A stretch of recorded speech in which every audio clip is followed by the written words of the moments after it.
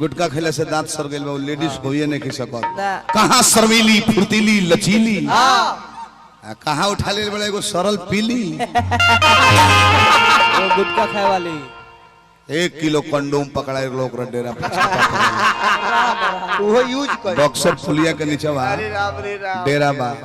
तन बेस नाल के घटा दो हल्का 1 किलो कंडोम वो यूज कइल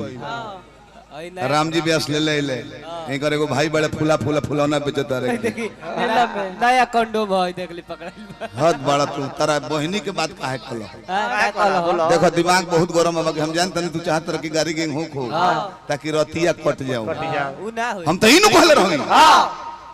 कि सोहबलिया 10 हो खस आ दुल्हा हो खस छेछरा हो खस जाके माड़ू में पेशाब कर दे जी कह ई काहे रहू तब बिगड़ न जाई तो बहनी के गाड़ी देवे खातिर तू लगल खाली चमके खातिर जाए दो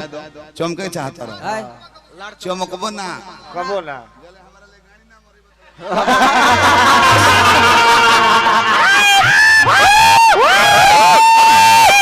गलती राम जी तू कबो हिट ना हो खबो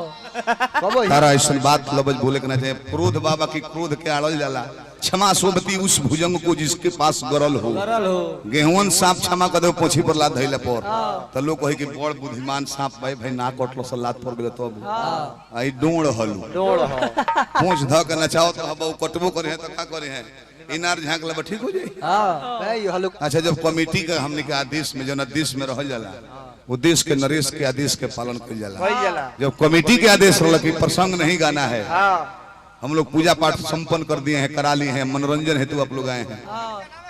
तो काहे काहे गणनाथ का प्रसंग शुरू कइलो काहे गइलो हो खाली जनावे खातिर देखो पेलम की लड़वे पे हक दबाव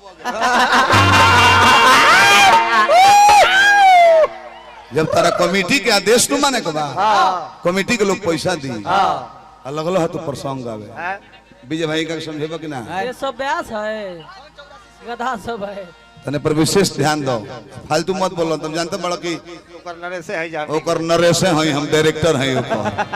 भोजपुरी में फालतू ढुकावल हमरे न हो सब का ना तो पहले गुड्डू साहनी गावस कमलबास कुंवर गावस आई एगो विरह के भाव में आई चुटकुला कहेलो देखरा से सुधार कइले बने हो तालो से लाज लागल कुल करे में बाकी जाए तो कोनो बात ना